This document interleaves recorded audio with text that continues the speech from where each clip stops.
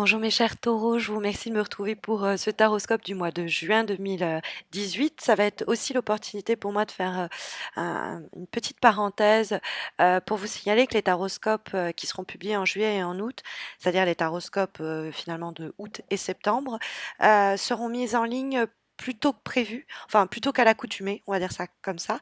Donc n'hésitez pas à vous abonner à ma chaîne, pardon, YouTube pour ne pas rater les taroscopes en question. Et puis en plus, on a dépassé les 16 000 abonnés. Et quand on atteindra les 20 000, j'organiserai un concours spécialement sur YouTube pour permettre à certains d'entre vous de remporter un tirage. Et puis on est aussi près de dépasser les 3 millions de vues.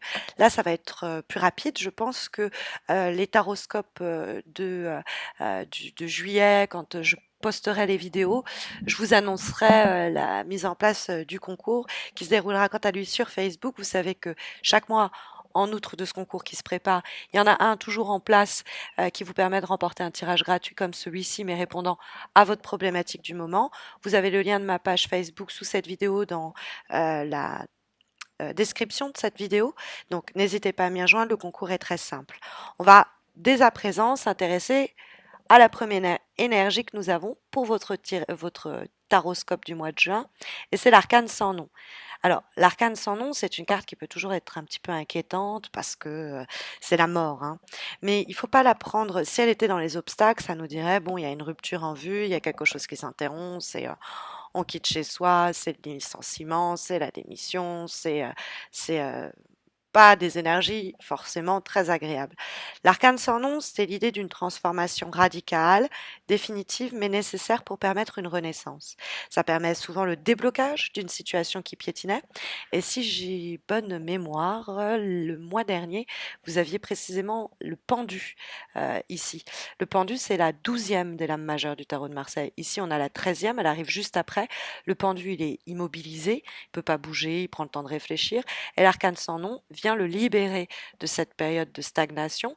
Donc, elle vient couper les liens, couper les ponts, et elle permet de redémarrer à zéro. Donc, on sent que de la période qui était peut-être en stand-by, certains projets, situations, problèmes qu'on avait un peu mis de côté, qui reviennent au devant de la scène au cours du mois de juin. Et c'est pour le mieux, parce que c'est l'opportunité de tourner définitivement une page et de repartir en faisant table rase. C'est-à-dire, par exemple, dans le cadre d'une relation existante, bah, on va pouvoir casser le schéma de la relation, tout ce qui allait pas, on va essayer de purger les choses et de repartir sur des bases nouvelles. On va entamer une relation différente avec le partenaire si on est en couple. Sinon, c'est arriver à faire le deuil du passé. C'est le passé qui s'efface et on arrive à aller de l'avant. Alors, pour quelqu'un qui est célibataire, ça peut être la fin du célibat. Mais c'est vraiment une bonne période pour tenter de nouvelles choses. On va, par exemple, sur le plan professionnel, se recycler dans un domaine autre que ce qu'on avait envisagé. C'est éventuellement possible.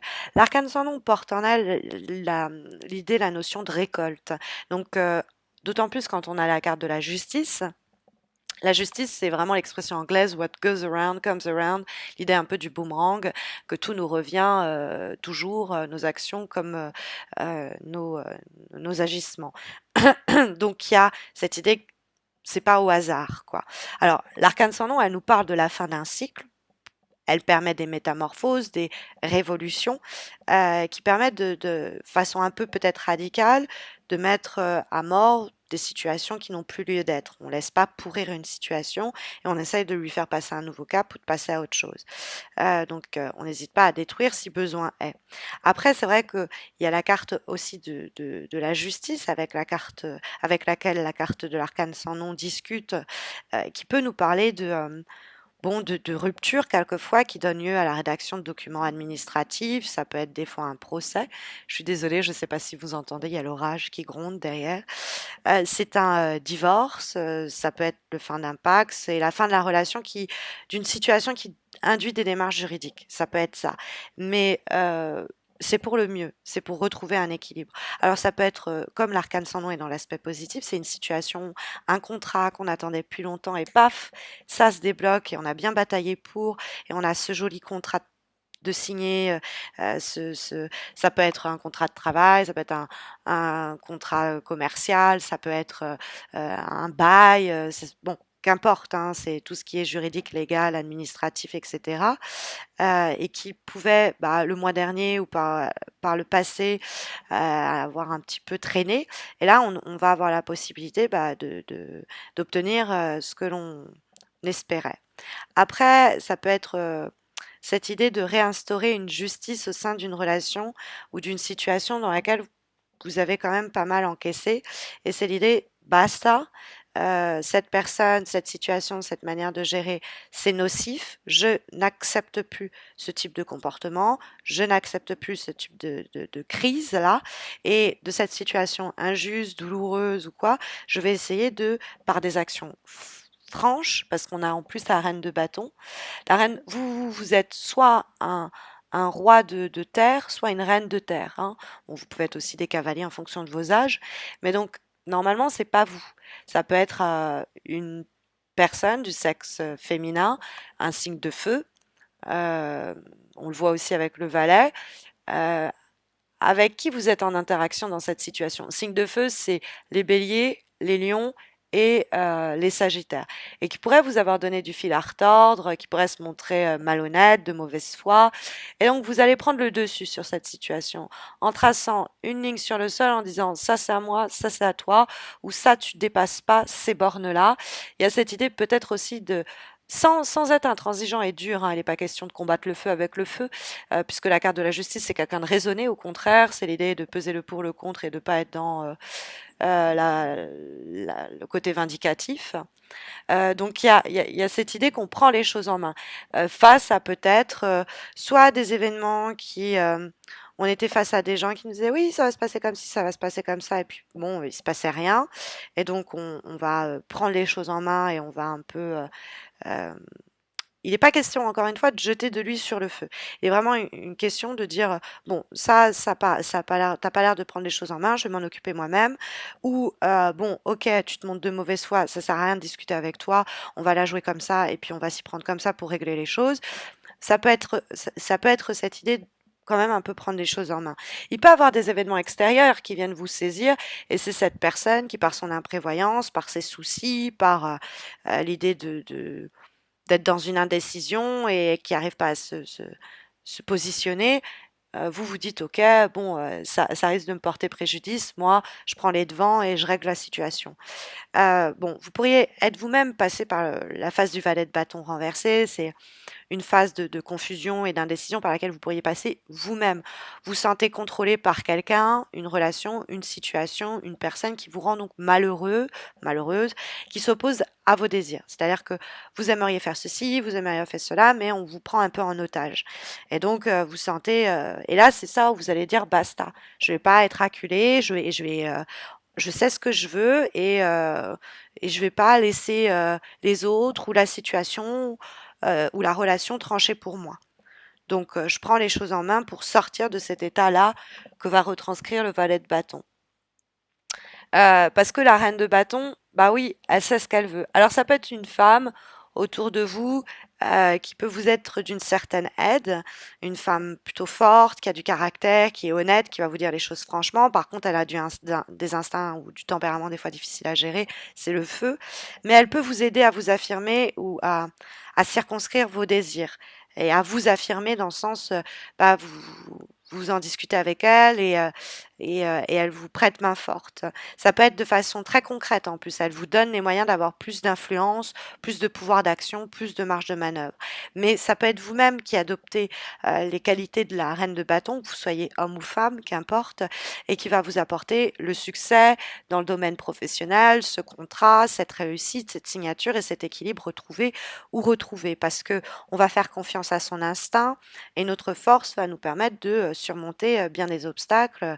On n'est pas du genre à accepter la décision des autres. On sait s'affirmer avec la reine de bâton. L'ambition est encouragé. Il y a des aboutissements possibles favorables si on se donne les moyens de ses efforts. On peut obtenir, je vous le disais avec la carte de la justice, un bon contrat ou un nouvel équilibre après quelques luttes, réinstaurer une balance, parce que restaurer une balance et un équilibre, parce que on a effectivement la carte de la justice qui donne la direction des choses. Alors ça reste une lame un peu rigoureuse, c'est voilà, on récolte ce que l'on sème. Il n'y a pas trop de hasard avec la carte de la justice, mais elle est franche, elle est directe, elle est sans détour, un peu comme cette reine de bâton, mais c'est quand même la lame de l'exploit. C'est l'idée qu'on a été sérieux, malgré les conflits, malgré les luttes de la situation, peut-être imposées par le système, hein, ça peut être l'administration, les impôts, la justice, etc. On est arrivé à se dépêtrer de tout ça et à trouver de façon en plus intègre des solutions. Ça peut être l'idée de faire preuve de logique, d'essayer d'instaurer, par exemple, dans une relation déséquilibrée, un dialogue très franc, très sincère, mais assez raisonné, assez raisonnable, qui permette de régler les choses et de dire, OK, maintenant, je pèse le pour, je pèse le contre, ça, c'est plus possible, ça, je l'accepte, je tranche, et maintenant, on repart sur des bases radicalement nouvelles. On va obtenir une vision plus claire de la situation, mais on va être aussi plus rigoureux ou rigoureuse dans notre manière de régler les oppositions. Parce qu'il y a cette idée d'opposition qu'on va trouver. Alors, ça peut être des oppositions internes, ça peut être des oppositions extérieures, hein, avec notre environnement, les personnes autour de nous. Mais on le retrouve effectivement dans l'avant-dernière carte que nous avons, qui est issue d'un oracle, celui du Tao, et nous avons la carte des opposés, de l'opposition, si vous voulez. Donc évidemment, cette idée d'opposition, elle peut être, personnelle, elle peut être, psychologique. Il y a l'idée de, on va peser justement de façon très très froide un petit peu, on va mettre des arguments dans la balance des pour, des contre de façon très, très logique, dénuée d'affect, et puis ça va nous permettre de trancher, de prendre des décisions radicales. On prend les choses en main pour se dépêtrer, d'une situation dans laquelle peut-être une relation, une personne, un projet nous met. Mais il n'est pas question de régler la situation par le combat ou la lutte. Il y a l'idée que, on s'entend pas, que, peut-être effectivement on n'a pas du tout, la même manière d'appréhender la situation, mais au fond c'est aussi pour ça qu'on bosse ensemble, qu'on est ensemble, qu'on se traîne ensemble. C'est parce qu'au fond on a des points de vue différents qui se complètent, qui nous permettent de nuancer notre propos, d'avoir une perspective plus large de la situation, parce qu'on prend en compte les arguments de l'autre. En tout cas, c'est une carte qui nous dit de ne pas rester sur la défensive et de créer l'espace nécessaire pour que chaque personne puisse se faire comprendre de l'autre, exprime son point de vue. Il n'est pas question avec cette carte de allez, tu m'as saoulé, ce que tu as dit ça me convient pas, la manière dont tu t'es comporté ça me va pas. Allez, au revoir, salut, ciao. Non, il est question de coopérer, à essayer de trouver un terrain d'entente, euh, de réinstaurer en tout cas une communication. Face aux difficultés, de restaurer une balance, un équilibre. Et ça, je vous le disais aussi avec la carte de la justice. Mais il y a certaines actions décisives, c'est pas que du blablabla. On est d'accord hein, avec l'arcane sans nom et la justice, c'est très clair. Après, il y avait peut-être des forces opposées dans le cadre professionnel, et puis finalement, en alliant nos forces, on est arrivé à sortir notre épingle du jeu et à apporter la signature, le succès ou l'équilibre qu'on avait jusque-là pas encore gagné ou perdu même. On a en avant-dernière lame, ici encore issu d'un oracle, celui Journey of Love. Nous avons la carte Distant Shores, qui sont les rives distantes et que l'on est justement en train de se mettre en route. On va les rejoindre, ces rivages éloignés. On peut se sentir un petit peu au cours des prochaines semaines prise par une sorte d'impulsion de s'en aller, de claquer la porte, de voyager, d'essayer quelque chose de nouveau, de repousser un peu ses limites. Euh, ou de voir d'une nouvelle façon quelque chose qui nous était familier. Hein, il y a ce besoin d'apporter un regard nouveau et différent. Et ça, cette arcane sans nom, elle le dit aussi. Hein, c'est l'idée de renouvellement des énergies. Et cette carte-là, elle nous dit qu'on est en route vers ce renouveau. Alors, pour l'instant, on va prendre des actions au cours des prochaines semaines qui vont libérer cette énergie de renouveau. Les effets positifs sont peut-être pas encore sensibles ou alors voilà, c'est juste les prémices. Mais il y a l'opportunité, si vous voulez, euh, de rejoindre ces rivages, c'est-à-dire ce que l'on désire, cette quiétude, ce succès qui nous est cher et que ces actions cherchent à atteindre. Il y a vraiment l'idée qu'on s'en rapproche au cours du mois de juin. Mais bon, il y a peut-être des moments difficiles quand même à éprouver, je vous mens pas avec certaines cartes qui apparaissent dans ce tirage. Donc voilà un peu les énergies que sondent les cartes pour les prochaines semaines, pour le mois de juin, en espérant que ça saura vous guider. Mais vous le savez, je vous l'explique en début de vidéo. Si vous avez besoin d'un tirage spécialisé, enfin spécifique à votre question du moment et gratuit, vous avez l'opportunité d'en remporter un par le biais du concours mensuel que j'organise sur ma page Facebook, dont vous avez le lien, ma page Facebook, sous cette vidéo dans le cadre du descriptif de cette vidéo. Donc n'hésitez pas à m'y rejoindre, le concours est très simple. Et puis bah écoutez, moi je vous retrouve à la fin du mois de juin pour les horoscopes de juillet. D'ici là, eh bien prenez soin de vous, une très belle entrée en été et à très vite j'espère